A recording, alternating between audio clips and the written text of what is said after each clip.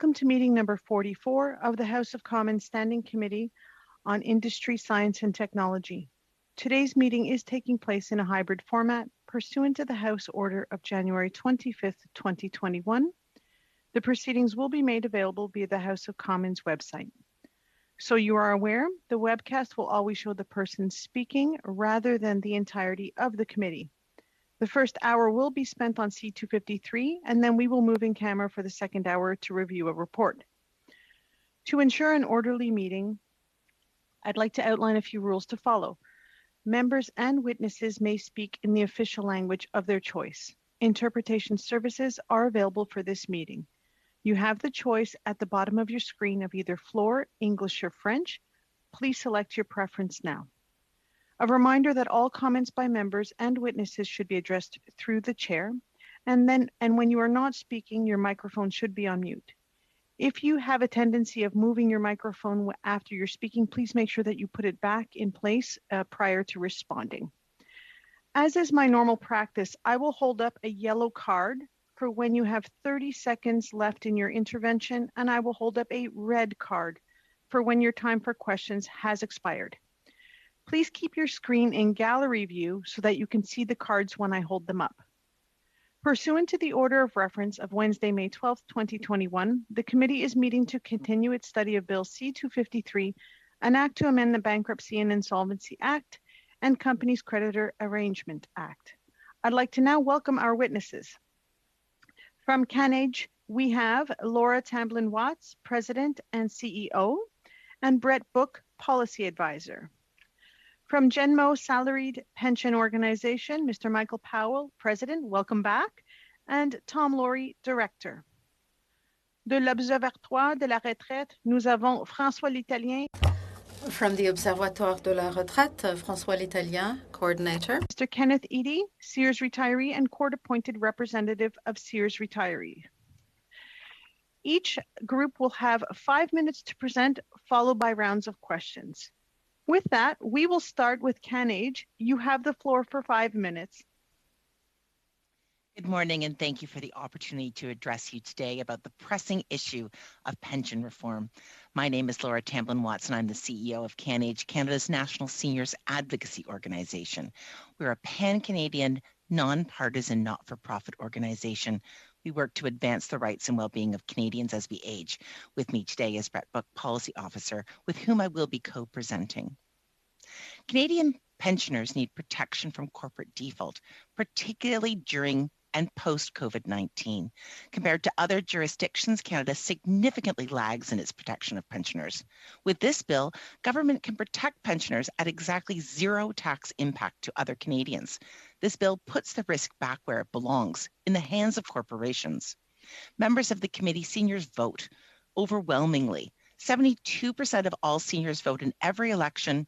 89% voted in the last 2 federal elections, and this is an election issue for them. The issue of pension protection recently scandalized a nation with the catastrophe of the Sears pensioners, but it has happened many times before and will continue to happen again until real change is made by government. CanAge has 3 key arguments in support of this bill and pension reform. First, pension protection is long overdue, and COVID has changed the landscape. Second, old arguments against pension reform are incorrect and outdated. And third, financial security of seniors matters. First, pension protection is long overdue, and COVID has changed the landscape. I'd like to tell you a story about a member who reached out to us this year. I'll call him Bob. He works at Laurentian University, where his DB plan is located. Laurentian is now in dire straits. Bob's wife worked at Sears and lost her financial security when she lost her Sears pension. He cried to me heartbroken on the phone and asked, how could it possibly be that they both worked their whole lives and contributed to their plans and now face poverty because they are last in line for their own money?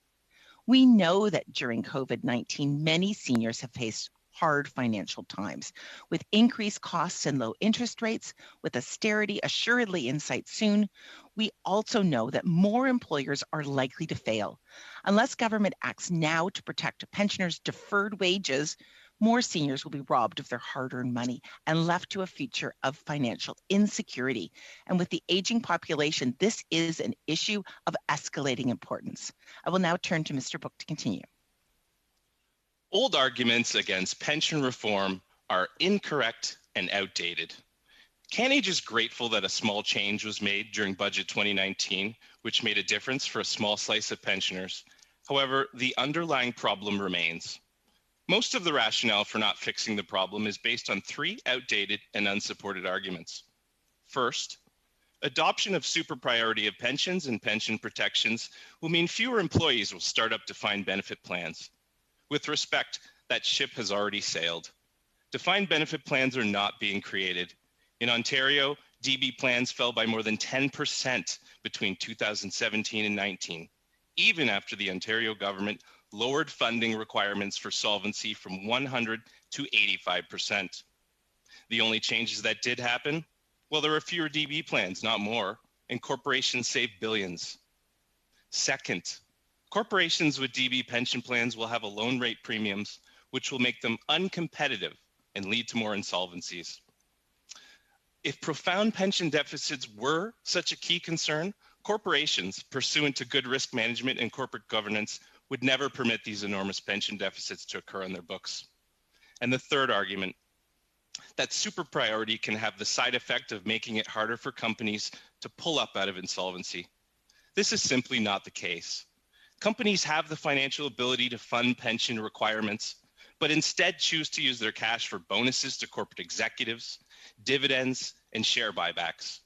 Corporations do not have the legal requirement to protect pensions, so they don't.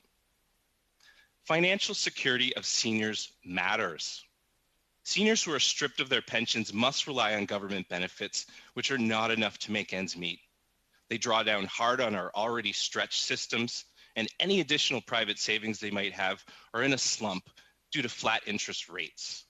All of this in a rapidly aging population where 1 in 5 Canadians will be at the age of retirement by 2030.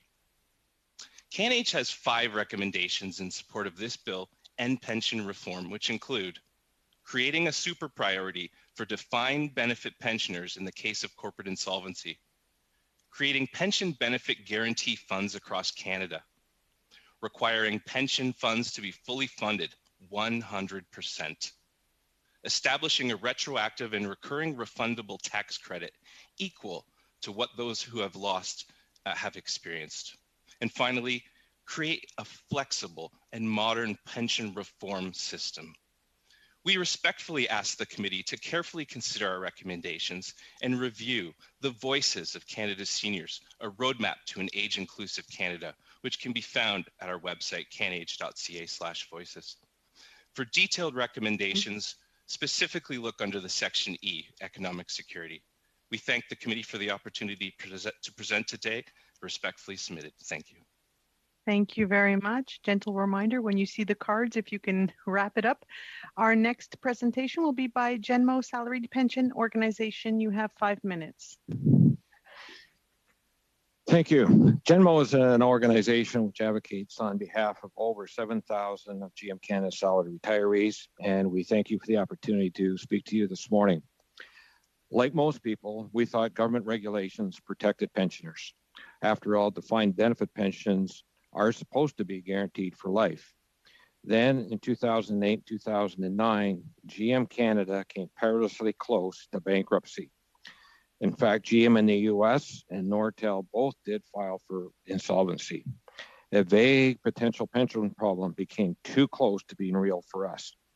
Out of this situation, Genmo was actually born in May of 2010. We discovered that pension advocates are the only stakeholders making proposals to solve this problem. While other stakeholders all profess to understand that pensioners are unfairly treated and should be better protected, they haven't brought forward a single credible solution. We have to thank Madam Gill and Mr. Duval for joining with pension advocates to try to correct this inequity. The only credible solution today on the table is Bill C-253. This is opposed by some stakeholders. They claim it would put companies with defined benefit pension plans at risk by facing lending premiums that would lead to insolvencies. But the Ontario INDU ruling, which made pension deficits a deemed trust, stood for 2 years without any resulting wave of insolvencies. Companies will operate within the legislative environment that government set. Change this environment and companies will change their behavior. Implementing Bill C-253 will likely have two major impacts on corporate behavior towards pensions. First, the pension obligation will be real, not something that disappears during insolvency. Companies will better fund their pensions to maintain a good standing with all of their creditors. For example, when boards consider dividends, share buybacks, executive bonuses, they will consider their pension obligation more seriously. Studies have shown that companies with defined benefit pensions plans pay out far more out of the company than would be required to address their pension obligations. Sears, as an example, literally took hundreds of millions of dollars out of their company while leaving a pension obligation in the millions behind. Secondly, companies would improve their pension fund risk management. Company pension contributions come from two sources: cash from their continuing operations and money earned on the assets within their plan. There is an incentive for companies to take risk with pension assets to try to generate higher returns and thereby reduce the contributions from their operations. If they lose or miscalculate on this bet, what's the downside? They may get maybe 5, 10, or 15 years to make it up. And if worse comes to worse and the company goes out of business or fails, the debt literally vanishes. In my case, in 2009, when GM Canada told salary employees their pension was 95% funded, the reality was that after the market crash, the pension fund was probably in about the 50% funded range. Was GM taken by surprise? Certainly. Was GM too heavily invested in market risk and higher returning equities? Absolutely. Under the tighter controls which followed, GM Canada reduced significantly the risk in their pension fund, and they actually brought it to over 100% funded. This is possible with the right motivation. We hear lots of speculative claims about the consequences of super priority. How would small businesses get financing? Who would be impacted? In fact, very few, if any, small businesses have defined benefit pensions. What about other stakeholders during insolvency? If businesses make the adjustments that I've discussed above or previously, there should be little impact. In any case, every other stakeholder has negotiated their risk. They have at risk only the unpaid portion of their contract. The pensioners actually have 20, 30, or 40 years on the table. We also hear about deflection. You'll likely hear witnesses say the solution is elsewhere: tighter solvency regulations, limits on dividends, etc. However, these things are very difficult to deal with. The point is that while some of these ideas sound reasonable, they are a jurisdictional nightmare. They involve three areas: legislation, pension, business, and tax. They cross provincial, federal jurisdictions. It would take a lot of effort to do this. The only single point to address protection in Canada of insolvency legislation is Bill C-253, which provides a reasonable solution. Thank you. Thank you very much. J'invite maintenant Monsieur l'Italien. Vous avez... I will now invite Mr. l'Italien to present. Mr. l'Italien, you have 5 minutes. Good afternoon, ladies and gentlemen. My name is François l'Italien. I'm coordinator of the Observatoire de la Retraite. A brief word about our organization, which was established in 2014. It has two principal missions. First of all, producing and encouraging socioeconomic research on retirement in order to broaden knowledge on the issue, which is of general interest. Secondly, contributing to the public debate on retirement by disseminating knowledge that will teach Quebecers more about the issue. We have 14 major partners, institutional partners and organizational partners, fund managers, major retirement associations, and the principal unions. The Observatoire de la Retraite has been following the impact of corporate restructuring for some years, since pension protection is a fundamental issue for us and for Quebec society as a whole. We agreed to contribute to the committee's work on Bill C-253 to highlight the existence of a structural problem with the current legislation on company indebtedness and the overrepresentation of specific interest groups in the restructuring conducted under the Act. Since 2010, restructuring and bankruptcies in corporations have led to lower pensions for retired people. For example, Sears Weinberg, Sears Canada, and others. These groups have not only shown how powerless retirees affected by corporate restructuring were, it also highlighted the fact that a legal process did not enable people who were directly affected to negotiate. The distribution of funding in insolvencies is evidently unfair. With the overview that we have gained from these experiences, we see that the process, the actors, and the impact of restructuring have become increasingly well documented and are showing us aspects of the legislative framework that exists at present that were probably not evident when the legislation was established. The furthest we go, the more we see that that legislation designed to help corporations restructure opens the way for an increasing pattern in which determined pension plans run into difficulty. The current bankruptcy and insolvency legislation, which Bill C-253 will amend, shows us that priority creditors rather, and business owners who are the least vulnerable to financial shocks are greatly advantaged in the restructuring process compared to other parties, including pension plans. These financial stakeholders have losses, but their losses are not comparable to those of other parties, especially participants in pension plans, which are extremely vulnerable, given that the pension credits don't have the same protection, pension plans don't have the same protection. The current legislation has made it possible effectively to liquidate pension plans, unlike corporate owners who have a significant revenue and who can manage the process under the Bankruptcy and Insolvency Act. Pension recipients are very disadvantaged. The White Birch Papers case was very clear. On one hand, we had the CEOs of Black Diamond Capital and White Birch who were very much advantaged under the existing legislation and obtained over $4.2 billion in interest and professional fees, and others whose pensions were slashed.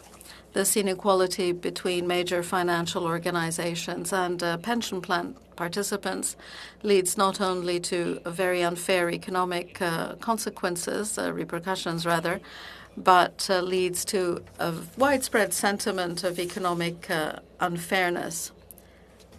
So this means confidence in institutions is crumbling. For 5 minutes.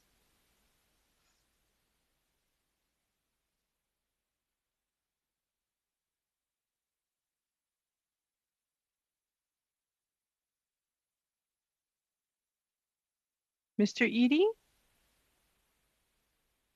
You have the floor for 5 minutes. Thank you very much. Well, good morning, everybody. My name's Ken Eady, and I'm a Sears retiree, and I'm a court-appointed representative of the 17,000 Sears retirees that were affected by the bankruptcy of Sears.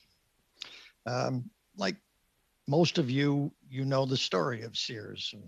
Long-time Canadian company, 65 years, for decades, a trusted company in Canada, and with employees that worked at Sears for a full career, 40, sometimes 50 years. Sears made promises to its employees that, quite frankly, we all believed and accepted as true, that we'd have a guaranteed retirement income when we retired, that we would have health and dental benefits and group life when we retired. That pension was a condition of employment at Sears and a contributory plan. So the employees contributed every month to that plan. Our money, our wages. Then in 2005, the takeover of Sears US threw the control of Sears Canada into the hands of a hedge fund. And you've all read the stories of how that unfolded. It's been mentioned here this morning as well. We'll let you draw your own conclusions about the practices that were held there. Enough to say that in 2017, the company sought creditor protection. That's when things changed for everybody that worked at Sears, that was a retiree. The pension plan lost 20% of its value to right away. Now, 20%, people could say, well, maybe that's not so bad. But if you have a small pension and that's what you lose, 20%, that can make an enormous difference in how you live. Think about losing 20% of your current income and trying to maintain your lifestyle. Health and dental, group life, all disappeared. Hard to replace when you're 85 years old. Can't possibly buy group life, and health and dental is very difficult to replace. Of all the creditors, the retirees are the ones that have the least likelihood of mitigating their loss. Others can continue to stay in business. Others can change their business. And in fact, the employees can go out and get another job if they're lucky. But retirees, the majority, can't mitigate that loss. That money's gone, and gone for good. The real story here is that Sears broke that promise, a promise that, as a management person, I participated in making to employees because I believed it was true as well. Sears broke that promise after making it over and over again. As well, after repeatedly being informed, repeatedly told, the federal and provincial institutions that would protect or should protect vulnerable seniors failed to protect them. They didn't protect them. In absolutely no protection. The real story is about the thousands of retirees that lost their pension, lost that income. A guy like Don, retired, 77 years old, has to go back to work at Home Depot as a greeter so that he can afford the medication for his wife's illness and so that they can stay in their home. Doris, 50-year employee of Sears, worked to the last day, but lost 20% of her pension, and the plans that her and her husband had of retirement changed substantially. And Jack's 82, but Jack has to use his line of credit to subsidize his income so that he and his wife can stay in their home. My colleagues have made a lot of really great points today, with real meaning. I want to leave you with one important thought here today. Is it just and is it fair that in Canada that banks receive more protection under bankruptcy laws than seniors? Is it just, is it fair that in Canada, banks receive more protection than vulnerable seniors do? I believe not. You're the ones who can make a difference here, folks. The MPs on this committee can vote in favor of this bill and help protect seniors. I suggest you do. Thank you very much. Thank you very much, Mr. Eady. We'll now start our rounds of questions, and the first round of questions for 6 minutes goes to MP Polyev. So we've now heard all the arguments for and against the bill. What I need is some technical information. The first question is, in the event that this bill were to pass, how would it be possible for a business to collateralize assets in order to get loans for expansion and new hiring? Perhaps Mr. Powell would be the right person to address that technical question. Yeah, I think the answer to that is if you assume that businesses make no change to the behavior, then that's going to be a problem. Absolutely. But I see that as a false assumption. Businesses will adapt and adjust, just as they did when Ontario ruled in the Indelex case that the unfunded pension liability was a deemed trust. There was not a wave of insolvency. We did not read in the papers that companies were failing left, right, and center. As Tom pointed out, not so much suggesting that they would fail. I'm just wondering, how do you, the legal question, how would you write a collateral agreement that says, the lender will lend money to the business will expand, and in the event of default, then the lender has recourse to the collateral. How would you write that with this bill in place, which removes collateral as collateral primacy and replaces it with pension primacy? Well, yeah, and pensions becomes another, like, there is super priority already in pension right, for salaries and things like that. For things like that. This becomes another one. That would be a risk that would be evaluated as they make those loans as they do today. Right. Again, I would suggest that the businesses would be much more careful about the pension deficits they build up. Yeah. Just as and that's a strong argument for the bill. I mean, I think a lot of businesses should be forced in the present tense to get their pensions in order so that they can raise money in the market. So you make a good point. Is there anyone, I don't want to be convinced anymore on anything. I just want an explanation. Is there anyone else who has technical insight on how that would work, a collateral agreement, if this bill is in place? Is anyone else who can jump in on that narrow question? Okay, it looks like we don't have anyone on that point.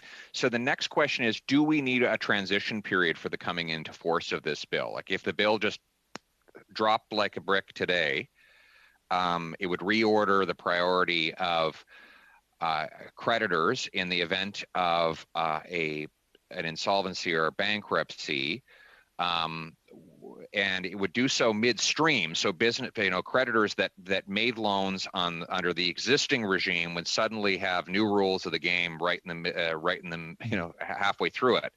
I see Laura Watts nodding. Did you want to jump in on that question? Thank you. It actually folds into the last question as well. In order to ensure that the books are in the proper order and that risk mitigation and management is able to be overseen with corporate governance, in my respectful view, we do need a roll-in period. And that can start with companies that are starting up now, starting with the new rules, and having a roll-in period of approximately 3 years with my respective view. That's enough time for foresight of corporate governance to make sure that they are able to change the contractual obligations and make sure that the pension funds are more fully funded, and that on external loan guarantees that these new particulars are put in. And so you said 3 years. Is that for existing businesses, and then it would be immediate for new businesses? Yes. Okay. Anyone else want to comment on the issue of transition? Okay. I think that that's a sensible suggestion, Ms. Watts. What about in cases where there are loan agreements that are 30 years long that have collateral arrangements built into them? 3 years would then interrupt those contractual arrangements. How would you respond to that problem? Governance knows that rules change, and anyone who's sat on a corporate governance committee or anyone who's ever negotiated contracts know that you need to keep up with the laws. And Canada has been so far behind US, UK, even Australian, that The street knows that this needs to happen is coming, and already it's being built in. So a 3-year notice period, in our respectful view, is appropriate even when there are existing contractual loan guarantees. It's enough for the underlying loan support system to work through that process. What about not having a 3-year and instead just saying all new loans and loans and liabilities that businesses with a defined benefit plan take on after this date will be prioritized behind the pension? And that way you wouldn't interrupt existing arrangements. Would that be an alternative? It is an alternative. And Mr. Powell, I see you. Yeah. I would say it's an alternative. I think you'd have to be very careful with the implementation date, kind of like what we just saw this week with Air Canada. If you let people know it's going to happen, I think you'll see a rush of loan applications to beat that deadline, just like, again, we saw with Air Canada with the bonuses this week. Okay. I have 30 seconds. Does anyone want to jump in on any of these technical matters before my time lapses? All right. Thank you. Very helpful. Thank you very much. We'll now go to MP Erskine Smith. You have the floor for 6 minutes. Thanks very much. I want to pick up where Pierre left off, and the state of DB pension plans. If you were to have a transitional period that were to say this will only take effect on a going forward basis, isn't there still great risk to pensioners given the existing liabilities that companies have that are at the moment prioritized over and above unfunded liabilities as it relates to pensions? Well, I think if you leave it open-ended like that, that clearly would be a problem. But I think what Laura and I have been talking about is like 3 years to get your house in order, which is a reasonable amount of time. If you took an alternate view, it would be some form of a go forward, as Mr. Polyev mentioned. Although, again, I would have concern about how you set that cutoff date so that you don't get a rush of companies signing in for deals so that they avoid the pension liability going forward. So from our perspective, certainly the 3-year period gives enough time for the companies to reorganize and lenders to reorganize what they're doing.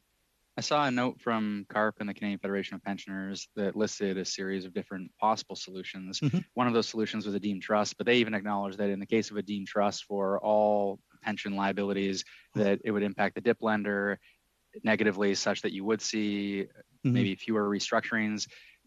Walk me through why that same concern doesn't also exist in relation to the super priority claim. And again, I have to point out that with Indulux in Ontario, pensions were essentially a deemed trust for almost 2 years, at least the most recent legal case. But deemed trust comes first, and that would supersede every other priority in insolvency. That simply is not reasonable. That would throw everything out of whack. But super priority already exists, as you've probably heard, like with the wage program and employment expenses and things like that. It's already out there. It's already being used. And it doesn't put pensioners at the very top where deemed trust would be. It puts them in the next level down, essentially. So what that would do, again, if you give the companies enough time to respond, that's a very reasonable place for those that priority to sit.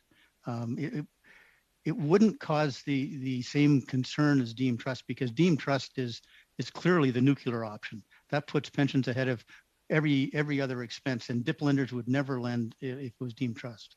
Can I ask then about the balance as between protecting those who deserve to be protected, pensioners who have worked their entire lives, and the Supreme Court has acknowledged that these pensions are deferred wages, that much is clear, but as against the certainty for in the restructuring process and for lenders. And so when we look at international examples, can we look to international examples that do in full identify super priority? The examples that have been put to me, there have been, and even I think we heard from the Canadian Federation of Pensioners in a previous testimony, that other jurisdictions have a cap, which would then a super priority of up to say $50,000. And I wonder what you think about establishing a cap in this legislation that would then strike the balance between both protecting pensioners but also establishing certainty. Yeah, that's an option, and certainly that would go a long way to fixing the problem that we have today. No other country has the same legislative environment Canada does. So the countries that you've heard of, like even the US, but the UK, Australia, most of the EU. They do a better job protecting pensioners, but they do it ways that are within their legislative environment. Frankly, the complex nature of Canada with multiple jurisdictions dealing with pensions across multiple legal realms. You look at, this involves tax law, involves pension regulations, business regulations. I used to work for General Motors of Canada. My pension is regulated by Ontario. General Motors is registered in Nova Scotia.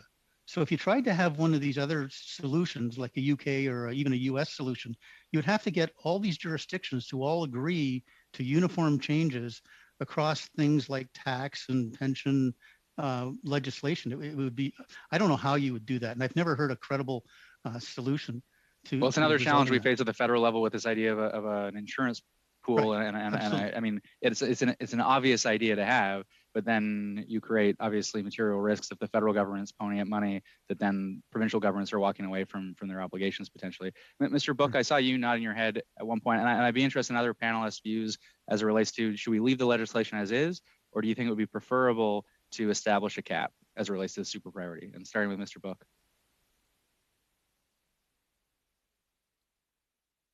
Thank you. So once again, I'd like to go back to what Mr. Powell had said, working within the legislation here. So if it works that a cap would be more beneficial to pensioners, we would support that idea. But we want to underscore the importance of the super priority and the importance of making sure that pensioners do have a priority that's put ahead before the creditors. Understood. And Ms. Watts, do you have a view on the cap and whether we should leave the legislation as is for the full super priority or whether we should cap it? I prefer the full super priority. I would accept a cap. Understood. And Mr. Eady, do you have a view on this? Yes, once I'm with Laura on this, I could accept it as a negotiated settlement, if you would, but it's not my preference. I'm not sure why pensions should be capped when lending institutions are not. Yeah, and I guess I would look to international examples and to the wage earner protection piece as well, which does have a cap, but I completely take the point. I mean, if the principle is pension protection, then it should be protected in full. Yeah. Thanks all. This is real debt. This is debt. It isn't, it can be classified in very similar ways to debt that is that the banks hold. So I'm not sure why it would be capped, but I understand. Thank you. Thank you very much. J'invite maintenant député. I would now invite Mr. Lemire to take the floor. 6 minutes. Thank you, Madam Chair, and thank you for your testimony. Mr. Eady, I think it was extremely emotional. I understand how this affects people. I'd like to think beyond the current framework. The issue of fairness is a very important one. We might draw inspiration from White Ridge, and you studied them. So what are we to learn from what happened there? Thank you for your question. We conducted an in-depth analysis of documents made available by the financial controller Ernst & Young at the 2010 restructuring. We reworked the financial strategy of the owners by looking at the annual reports and reports by independent auditors. We reached the conclusion that we should have gone further, but we didn't have the means. We did conclude, however, that behind the exorbitant debt of the Quebec plant, there was a corporate strategy, or given the maturity of the defined benefit pension plan and the variable capital issues, the cost of managing all that. The costs were disproportionate according to the owner, so there was an excessive debt strategy which led the corporation to place itself under the Companies Creditors Arrangements Act. So what flows from that? If The CCAA was designed to allow companies with real financial difficulties to reset. They had nonetheless established strategies for some employers, and we would really need to do some in-depth economic studies there. We know that in the case of Sears Canada of Ontario, we saw that there were undue dividends paid to shareholders at a time when the company was in financial difficulty. So we can see that with the CCAA, protecting creditors is not systematic. We need to look at this on a case-by-case basis. It's been some years since we've seen repeated restructuring. So it is time to take a good look at this and to get the system back on track. In our view, increasing the protection for pension plans is a step in the right direction to improve the protection of pensioners and their pensions. So you believe it would be fair to move this and pass this quickly. Talking about unfairness, their priority shareholders, owners, and workers, pensioners, where are the inequalities? Could we say that there is a fundamental unfairness not only in the risk component, but in the debt protection or creditor protection aspect? Well, it's undeniable that there is an unfairness. If we look at Sears Canada, there is a structural asymmetry at play, where on one hand you have owners and creditors who see their financial interests being not only protected but even improved, because in fact the CCCA suspends all collective agreement negotiations and the provisions of the Labour Code. So the CCAA provides owners and creditors with tremendous powers to reset things in their business. But for pensioners, when it is time to discuss the agreement, they don't really have a voice. They are not involved unless the stakeholders who have that right under the CAA bring them in. They don't have an inherent right to contribute. All they can do is agree to the restructuring agreement. So there are two profound areas of injustice. The first is in consultation and agreement of stakeholders on the restructuring agreement for a reset. And the second inequality is the economic one. At White Birch, we saw that the financial situation of creditors and owners actually improved with the CCAA, whereas retirees had to put up with tremendous financial problems. So on one hand, you have fund managers, banks, institutions, and organizations where the assets of individuals are not at play. This is a financial problem that might deplete the sales figures of a company on one hand, but on the other hand, you have real people who are living on quite small amounts and who have no input into the negotiations that affect them directly. So this is unfair.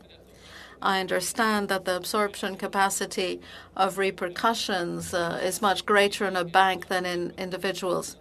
Now, privileged creditors, priority creditors, are banks affected by Bill C-253? That is an excellent question.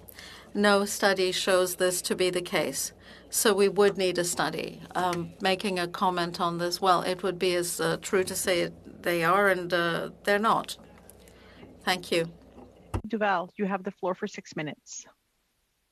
Thank you. And I want to thank all the guests for coming here today and giving us some feedback on this important issue. So my first question was going to be to Mr. Powell, because he has mentioned it, and even Mr. Book had mentioned it.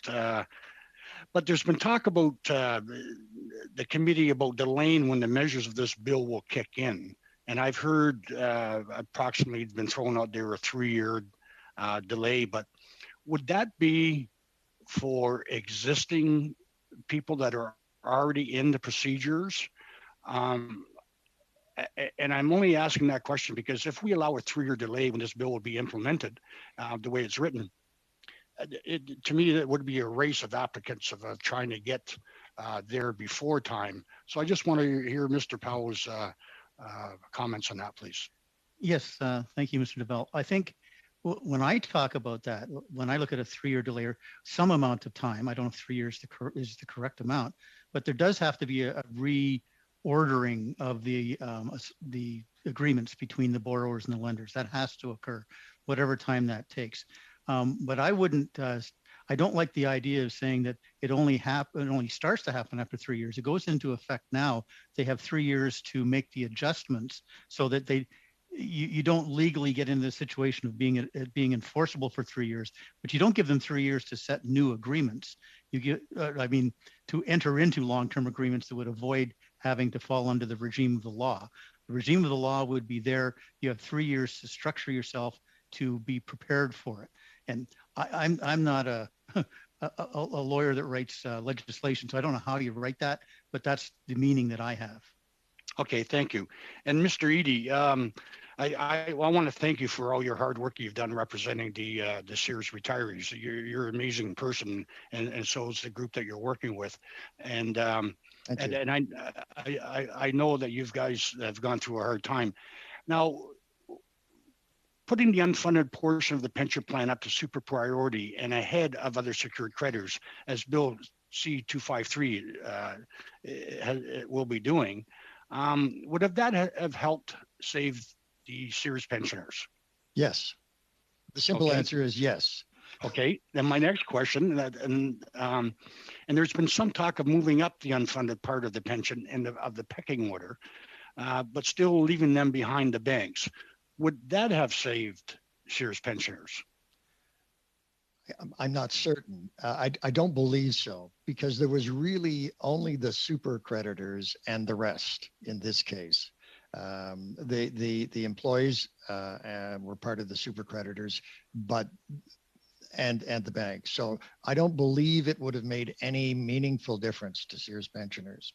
So I don't agree with that process. Pensioners need to be in a place where they're treated at least as equal on the debt that is owed them as other debtors. It's easy to say that all creditors are debtors, but it's a different type of debt that you have with the pension plan. It's a long-term outstanding debt. And so they have to be treated as super creditors to make it meaningful to pensioners. And it would have been meaningful for Sears pensioners. Okay, thank you. And Mr. Eady, because of the Sears, and I know it was devastating for people across Canada, and it really brought a lot of highlighting out of our current situation that we have. So do you believe that the status quo that we have now, the rules are inadequate, but it was so easy for Sears to go into CCAA and claim bankruptcy to relieve themselves of their liabilities and actually make a profit for some of others? Yeah. That's a complicated question, Mr. Duval. It's the situation that Sears found itself in is not unique, but it is substantially different than others' examples like Nortel. The Sears situation was a Pacific business practice that the hedge fund used against the company. There are no laws in Canada that interfere in that process. Should there be? Well, that's a wholly different question for another day. Maybe they should be addressed as well. However, in this case, they did what was legal, and I'm not here to dispute that. What is questionable in my mind is the CCAA, which is now morphed from a restructuring law to what appears to be an orderly bankruptcy law. There's no doubt in my mind that Sears knew they were going to close that business out when they sought court protection, but they used the CCAA laws to be able to get DIP money and to organize it, maybe to the benefit of the company, maybe not. Okay, and for Ms. Watts, I want to thank you for your work that you do. Do you believe that, and if I heard you correctly, that it is imperative that we deal with this issue, this term of government, to make sure that there's changes to be made that would protect the pensioners that you represent? Yes. You're the best. Thanks. Thank you so much. I think she saw the card waving, so she was very quick. Thank you. So we only have about 6 minutes remaining in the first hour, and because there is a transition time for us to log off of this meeting to log into the next in-camera portion, and because we have a hard stop at 1 o'clock for interpreters, my suggestion would be that we would end at the end of the first round, if that's okay with the members of the committee, so that we can move into the in-camera portion. Is that okay with the committee? Perfect. Thank you so much. So with that, I'd like to thank the witnesses for being with us today. Your testimony is going to help us to be able to look at this bill with a lens of all of the stakeholders that are affected with respect to pension plans. So thank you again. Merci beaucoup pour votre intervention. A gentle reminder to committee members that any drafted amendments for this bill must be into the clerk by 4 p.m. today. And with that, I'd like to thank everyone again for being with us. MPs, if you could please log off of this Zoom and log into the in-camera portion. We will see you shortly. Thank you very much. Merci. Thank you.